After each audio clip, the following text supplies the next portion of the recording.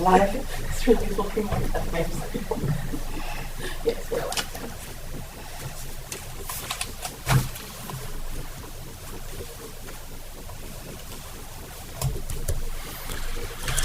All right, ready to go again? Okay. All right, it's 10:20. We'll go ahead and proceed with our agenda. Next on the agenda item is Nicole Brown, proposed increased fee for address applications. Morning, Nicole. Good morning. So I'm really here today just to start the discussion on address applications. Currently, the fee for applying for an address is $20. That same fee has been in effect since 2004. The cost of materials, and previously it was to cover the cost of materials, the address plaque and the reflective stickers that go on it. But the cost of materials have gone up a bit since 2004. So now with postage, average cost of postage, the price of the green address plaque and the white reflective numbers, anywhere from $18.75 to $19.50 is the county's costs. So I would like to consider raising that fee to also cover the cost of updates to the ArcGIS system, which is what I use for the addressing.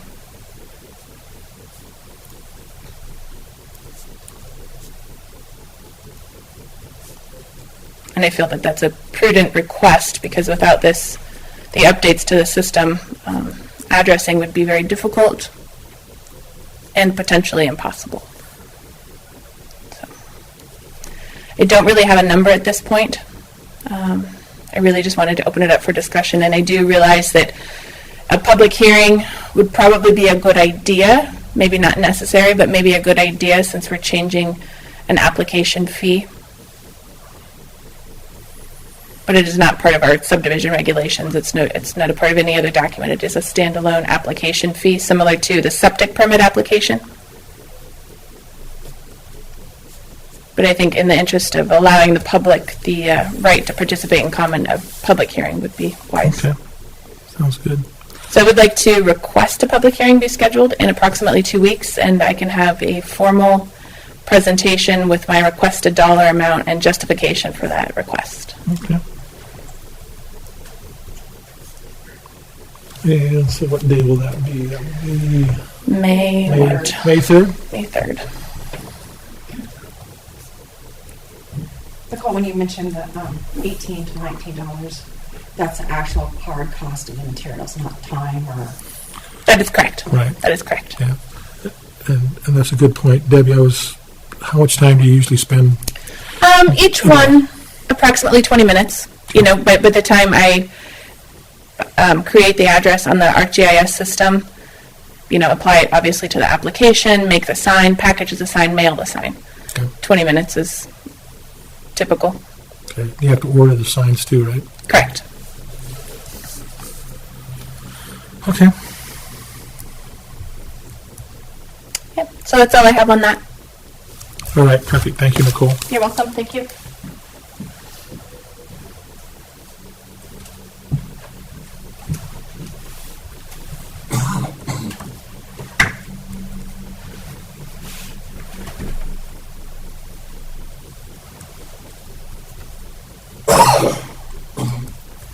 Mike, do you have anything to add to that?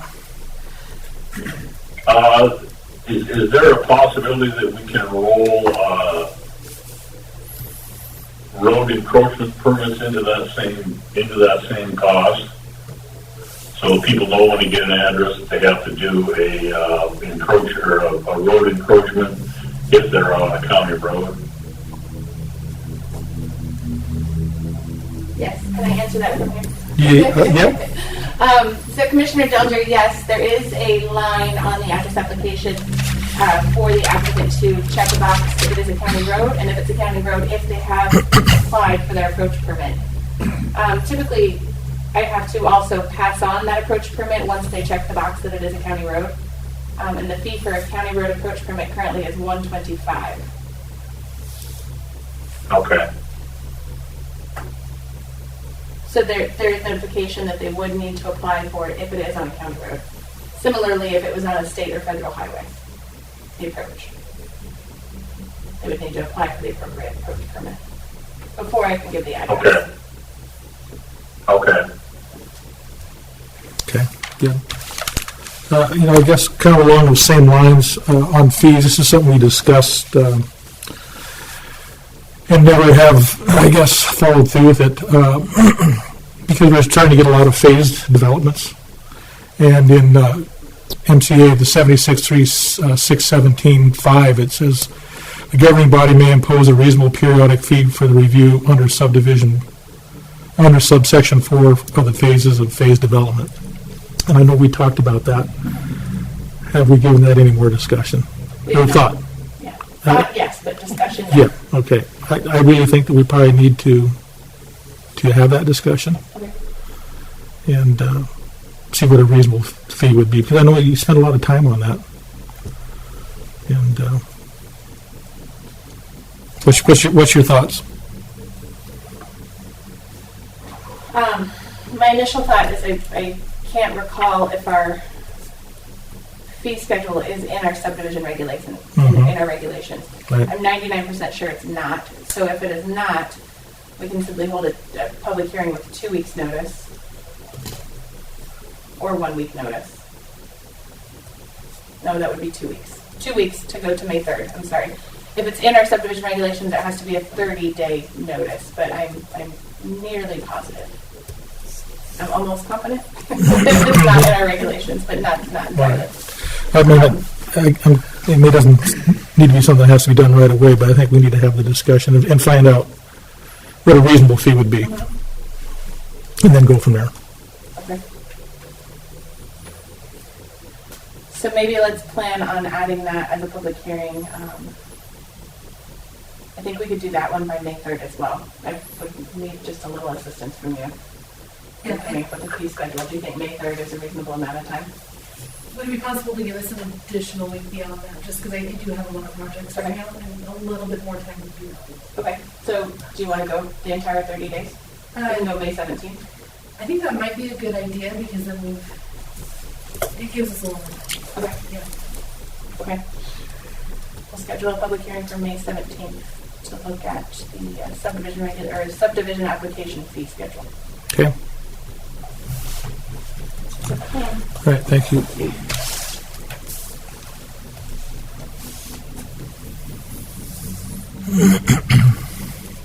You have anything else, Mike? No, Okay. Debbie, anything? No. No? Okay.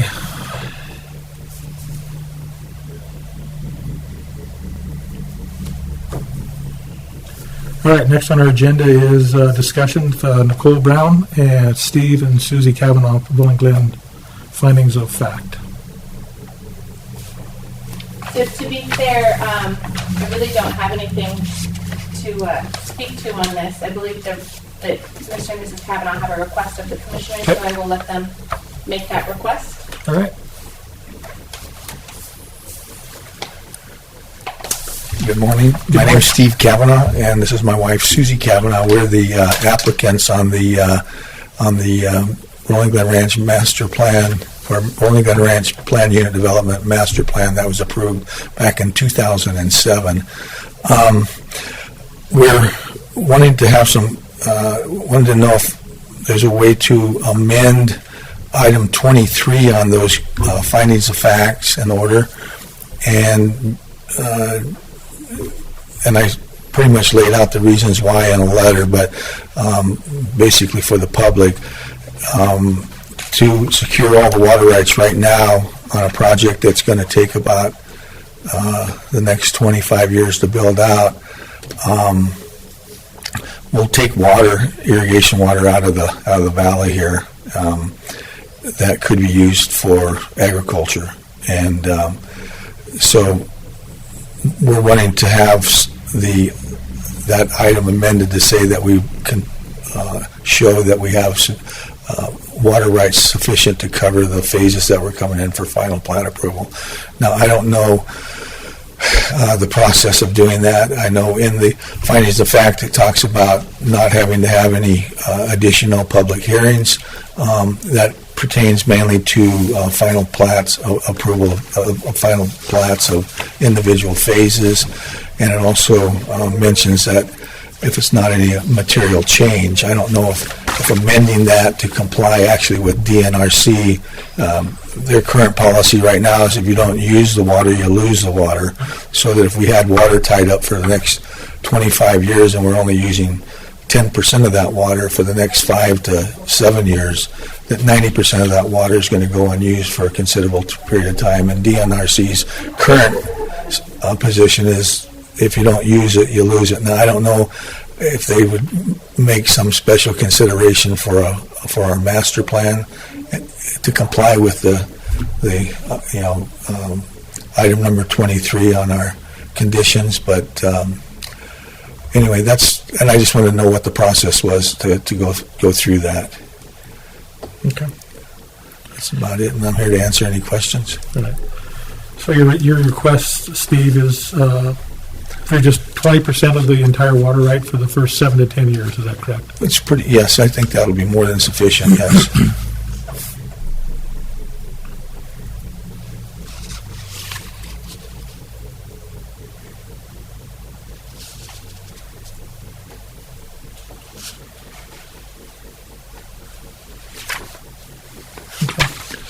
And one other thing I might add too, it's kind of like a self-governing situation. As a developer, we would never start a phase of a project if we knew we had to come back to the county to get final approval for that phase if we didn't have the water rights to actually provide to our users. So we would never start a project or never start a phase without the water rights in place, because it just wouldn't make any sense.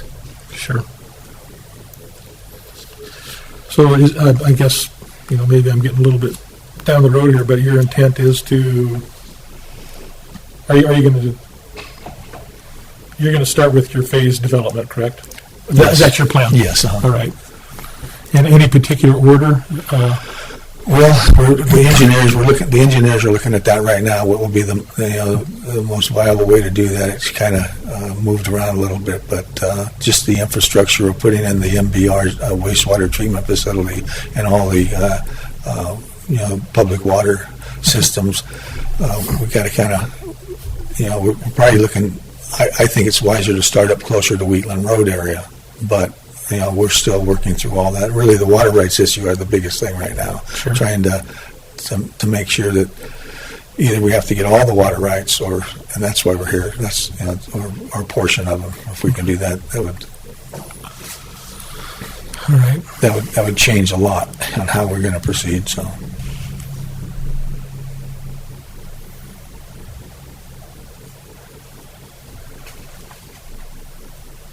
Okay.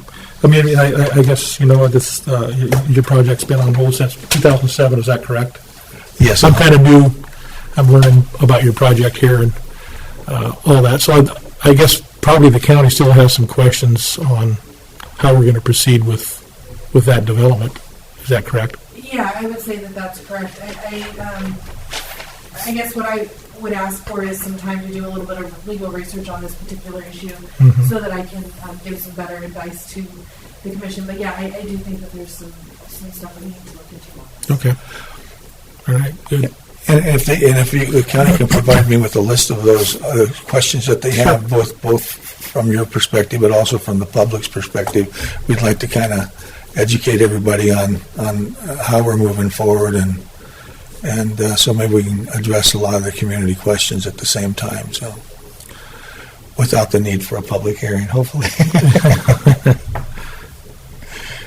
We went through those. We used to fill up some of these venues around here when we first went through this. 14 years ago, I think Nicole remember we had a standing room only, and a lot of them, hundreds of people.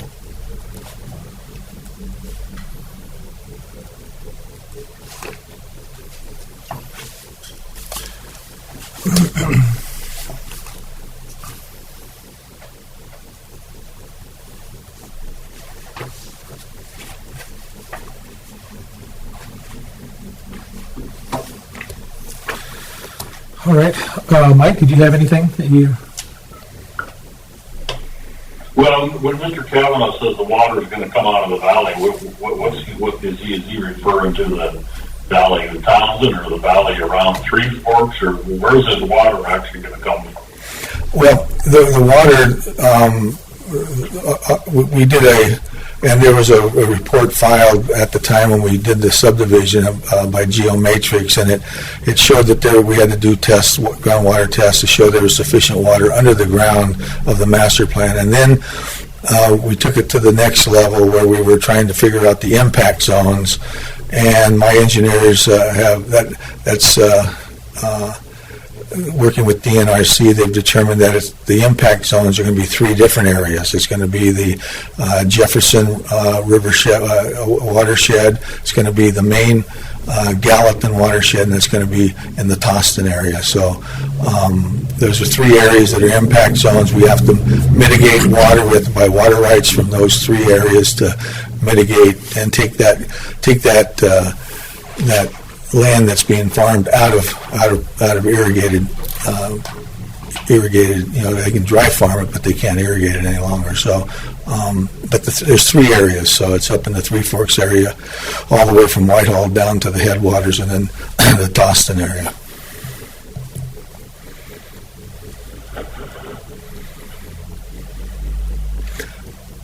So when you did that, is there some kind of a study that you have that tells us what the impact is on each one of those zones? No, that's what we're in the process of doing right now. That's where our engineers are working with DNRC. They finally originally when we got this approved, we were told that the impact zone was going to be down in just the Toston Townsend area. And then now since that time, I think they've gotten additional information about the aquifer there and whether it's confined or, and I think that's all of a sudden now changed the DNRC's position that it actually is coming from three separate areas that we need to mitigate. And we don't know those exact amounts right at the time, so that's... But there, I can give you the total acre feet we need for the entire project is 438 acre feet. And our preliminary discussions with DNRC, it's about a third in each of those areas. Is that for all phases, Steve? All phases, okay. Yeah. Because a lot of it, we treat the water too. Our system, we get to anyway, put it back into the groundwater, and it's pretty much drinkable. So the engineers say that designed the MBR system. Sure. So we get a credit for that. So does that take into account all the houses presently built down there already? Yeah, I mean they you're asking me. I'm not the specialist on this, so really it's our engineers working with DNRC, and DNRC is going to make sure that we mitigate whatever water we take out of the ground, and it won't impact the surrounding subdivision. So. Okay. What's the time? That's all I have. Thank you. Yeah. Thank you. What's the time frame to have all that information completed from the engineering? Well, the process is going to probably take about a year to get it all, that whole process worked through. In the meantime, what I'm doing right now is I've negotiated for the water rights down here in the Townsend area. I have those secured, 150 acre feet in Toston area. And so now, we just found out about these other two areas because we had all the water rights. I had all the water rights lined up until I got this determination about 30 days ago from DNRC that we have three impact areas. So once we know if the county lowers, it changes how, it's a lot easier to find less water rights than more. And so if the county allows us to go with just the next 7 to 10 year amount of water rights that we might need, it'll make it easier to secure those water rights. And then at that point, what happens is you take those water rights and now submit them to the DNRC for approval for transfer. And it's quite a process. It's not like it's changed a lot. So, Sure. but once the water rights are in, that I have them secured and know what that amount is, then everything else will kind of move forward along with the design of the phases, the the sewer water, all the stormwater drainage, everything, road design, all of those things will be tracking at the same time we're moving through the DNRC. I mean, speaking for Public Works Department, I mean, they have special interest in what's going to happen there as well, with Rolling Glen Ranch Road, looking at what you had proposed there, it seems like all of that's going to change. Yes, Rolling Glen Ranch Road kind of, have you had a chance to look at the overall master plan layout? Okay. Yeah. So that will all change. I've spoken with Nolan Murphy also about widening the section where it leaves the master plan and going up into Rolling Glen Ranch up on the top up there on the 5-acre tracts, about widening that road. And Nolan's agreed to sell us an easement on either side of that, because it was my understanding when the county went in there to try to do that it didn't have enough room to actually create all build that road to county road specifications. So that I'm being a little, trying to look forward thinking there and trying to. Sure. So Nolan was tough, but he came to an agreement. So, Okay. And that will be dedicated to the county, obviously, when we, if everything moves forward here. So. Okay. Yeah, I mean, I guess we have a lot of impacts to consider, from public safety side and, fire, all that type of, all those kind of things that we have to take into consideration for this. So I guess at this point, that's really kind of all I have. Anybody else? Janae, anybody? We do have a comment from Sheriff Meehan. Okay. If you'd like to. Yes. Okay. Sheriff Meehan states there's a big problem with arsenic in one of the subdivisions. Will pulling more water from the area, will it impact the arsenic problem more? Yep. I don't think that's anything we can answer today, but Yeah, I don't know if the county has. Nicole, did the county ever get our geometrics report because it addressed some of those issues? I don't know if you've seen it. Okay, yeah, I could forward that to you. It's a fairly lengthy report on our public water supply, and it talks about how that will be mitigated and things like that. So, all right, good. We have a new county sanitarian, Sean Rowland. I don't have even had a chance to. Fantastic guy, he's doing a great job. okay, So great. you'll have to get in touch with him, Sure. work with him, and you'll find that he's very, very easy to work with. Perfect. So, It's nice. all right. I don't have anything else. I don't know whether at this time. Okay. Very good. Thanks for making the trip down here, Thank you. guys. Thank you. Pleasure Thanks so to meet much. you. I look forward to your comments and questions. Yeah, we'll do. Right. Is there any other public comment?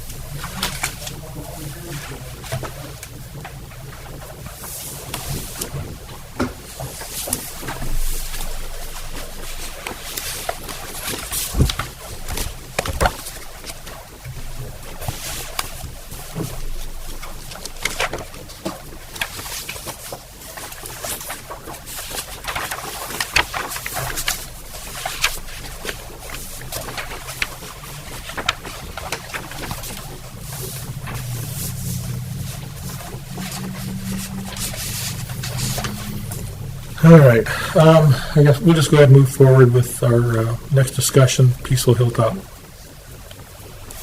if it's okay with the commission, can I stay sitting here to pass the document? Yes, you can. Instead of Yep. going back and forth? Thank you.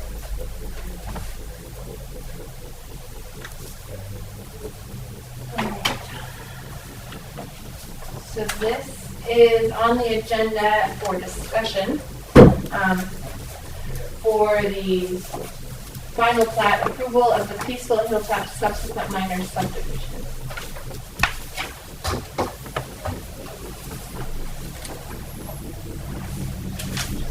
Pass these items on down as I read through them.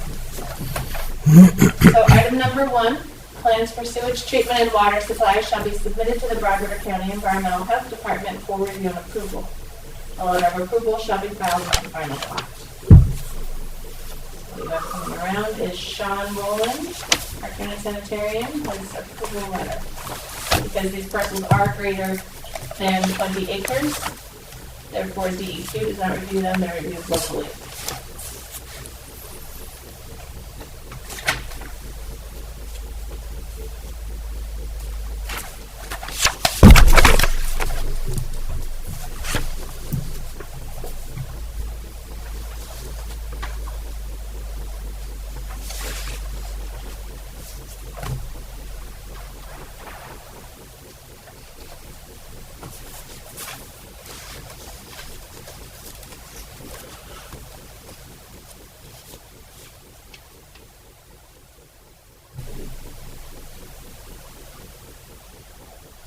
Okay. Item number 2, prior to any development and or soil disturbance, a weed management plan for the proposed development shall be submitted to the county weed district for review and approval. All specifications and requirements of an approved plan shall be met. So Jania and I talked about this item and I want to speak with you about it briefly. So what you have here is the weed plan that is signed and approved by the county weed board, but not by the county weed coordinator. She had placed a condition on it that the land, the area, would be inspected in the spring, which I understand makes sense, but process-wise, I don't know how to work through that. Otherwise, developments will not be able to get final plat approval in the winter months. Mhm. So typically, she would sign it and say, a note on there, we inspected in the spring, but this one she did not sign because she did not inspect it. Which I do understand her process, but we need to figure out a way to allow the subdivisions to be able to continue, even though Right. she'll need to re-inspect it.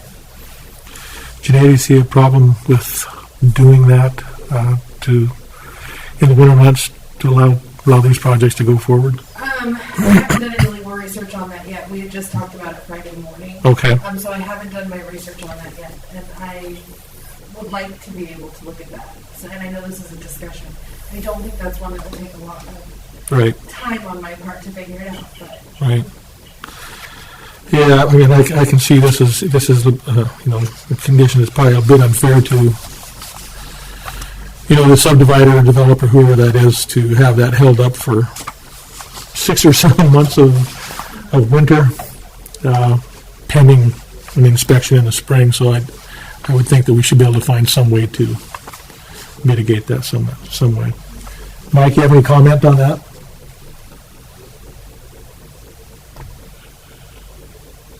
Apparently not.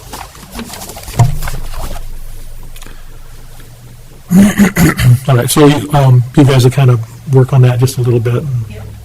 Okay. Yeah, we can have an answer by next Monday. Okay. Perfect.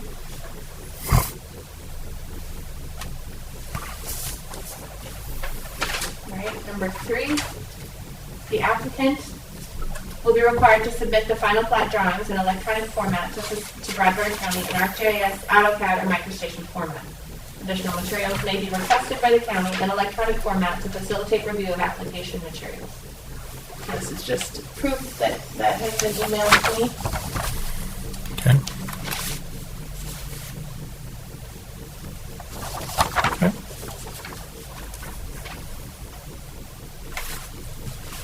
Number 4, the applicant and Fire Protection Authority having jurisdiction shall use their best efforts to draft a fire protection plan specifically for this subdivision in accordance with Broadwater County subdivision regulations. The plan should be equally acceptable to the FPHA, the applicant, and the county governing authority. The plan shall adequately address the fire risk analysis, all findings of fact, and appropriate mitigation measures. In the event the parties are unable to come to an agreement by the time of final plat submittal, the applicant shall become eligible to provide per lot cash in lieu fee for water supply, as may be defined in the Broadwater County subdivision regulations in effect at the time of submittal. And I believe, well, I do know that this is a signed and approved fire plan, and I believe one of the items on there with, there's a satisfactory water storage location near this development. So I think there's items down there for them to consider. Okay. And that has all been signed and approved. Okay. Okay. Number 6, let's check here. The applicant shall contribute 2/50 of the cost to upgrade the existing road, Vista Drive, to Broadwater County subdivision road standards for number 1 local road. It shall be required that they obtain a current estimate. I'm sorry, I should have paper clipped that. There's the bid. So how much is it? So the total, this is the total for the improvements are $14,654. The developer's 2/50 or 1/25 is this $586.16. You set this down there so then Mike might be able to hear better.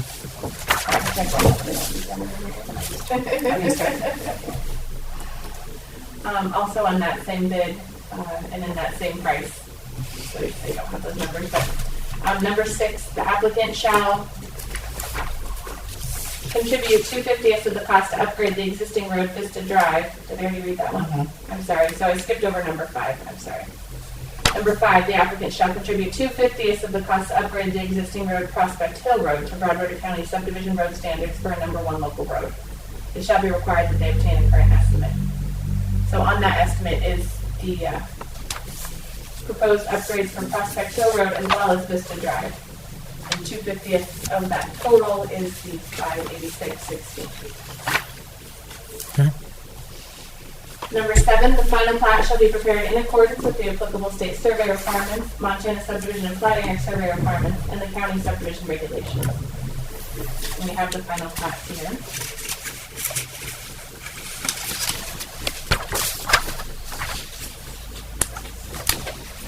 Number 8, the book and page reference to the restrictive covenant filed with the county clerk and recorder shall be indicated on the face of the final plat. In addition, restrictive covenants revocable or alterable only with the consent of the Board of County Commissioners shall be placed upon the property and shall provide for the following. A, for the subdivision application, both lots shall be used for residential purposes only. B, notification of the potential health risk from radon concentrations, and that such risk can be evaluated through soil tests and mitigated through radon abatement techniques incorporated into structures. C, a notification that all dwelling units within the subdivision should be constructed to specifications which meet or exceed equivalent provisions in the applicable state building code for this seismic zone, which is Zone 3. D, any additional replacement or relocated utility line shall be installed underground in accordance with county subdivision regulations unless otherwise determined by the utility provider. E, any exterior lighting shall be directed downward to minimize visibility beyond the property line. F, a waiver of the right to protest to join a special district for the purpose of providing community water and or wastewater treatment system improvements and or maintenance. G, a restrictive covenant binding the landowner, any heirs, successors, and assigns, and all future owners of property within the subdivision, agreeing therein to hold Broadwater County harmless and indemnify Broadwater County from all claims, demands, obligations, suits, causes of action, damages, and liability, including the county's costs and attorney's fees arising in any manner whatsoever out of or relating to the existence, use, operation, repair, and or maintenance of the following. Sub-item 1, earthquake fault zone and any seismic activity, and number 2, water availability. H, all cats and dogs must be restrained, penned, or otherwise under the control of their owner at all times. I, notification of the presence of agricultural operations in the vicinity. J, each lot shall be maintained in a clean, attractive, and weed-free manner. Noxious weeds must be pulled, sprayed, or cut prior to seed maturity. K, a waiver of right to protest joining a road improvement or maintenance district for the purpose of road maintenance, mosquito control, or equitably funding parks and maintenance of parks. L, address numbers shall be clearly marked at the driveway entrance to each lot and be easily identified from the road. M, a notification that lots in this subdivision may be subject to impact fees if in place prior to lot sale. 9, prior to filing the final plat, the applicant shall A, provide proof that all taxes and special assessments assessed and levied on the property are paid for the current tax year, including any tax delinquency. Here's his tax bill showing that it has been paid for the current tax year.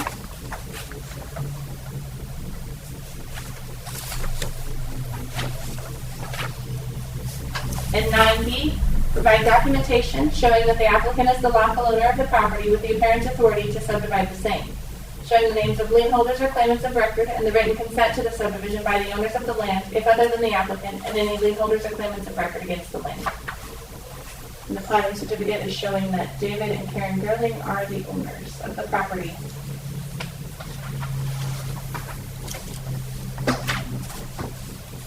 And that concludes the list of conditions.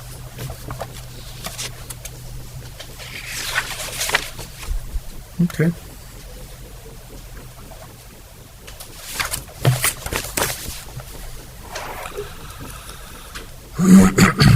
So our only question really is on the weed plan, correct? Yes. Okay. Very good. Mike, did you have any questions? No, I'm good other than the weed issue. Okay. All right. We put it on the agenda for next week. Yep.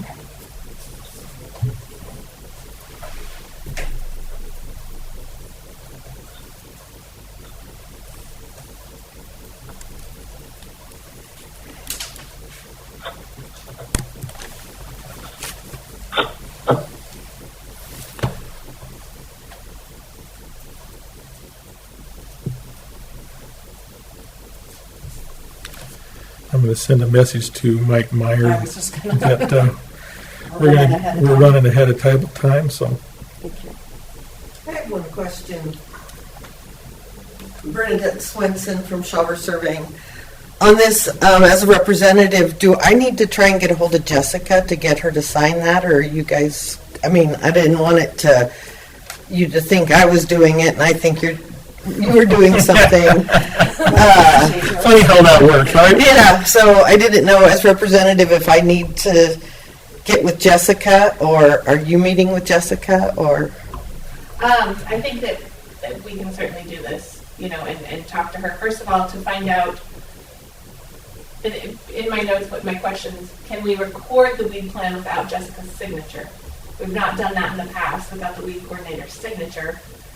So then the second question would be, can she sign it and make a note to re-inspect it? So I think that that's a discussion that Janine and I will have to have, and then set up a meeting with Jessica to figure out how to move forward with this, because I don't want this to become a pattern for either of us. So. Yeah, because I know in the past, I think she's signed them, but just stated she was going to do the review in the spring. So I'm just wondering if this is an oversight, or if she didn't sign, purposely. Right. I Yeah, that's my question too. So Okay. I think that Janine and I can meet with her. It shouldn't take us more than 15 or 20 minutes to have a conversation with her about how we can all work together to make sure that this is accomplished. Right. Well, if you need me there as a representative or anything, just let me know what it is. And to clarify whose responsibility it is to get her signature. Is it yours? Right. Yeah. Right. That's why I didn't want to just show up next week and then all of a sudden, well, did you get her signature? Right. All right, thank you. We'll work on it. Thank you, Bernadette. Yeah, have an update from Sheriff Whitneyhan that he saw Mike in the jail fixing a broken water line. Yeah. So he may be No. running late. All right, There's water issues. great. Well, let's see. We're running so early. Well, if that's what happens, I guess.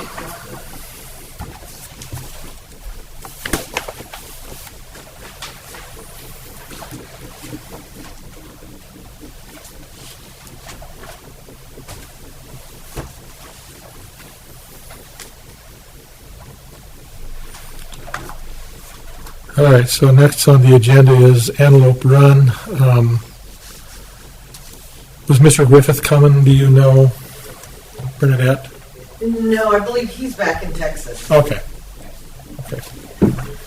All right, so I guess if there's no objections, we go ahead and proceed, or? Yeah, fine with Was he me. planning on watching it on YouTube live? Do we need to wait for him? No, I don't believe he was. I tried to tell him that he could watch it, and he was like, I don't. I just don't want him to not Yeah. have the ability to be at Right. this meeting if he wants. Mm-hmm. Yeah, as far as I'm aware, I didn't know he was planning on it.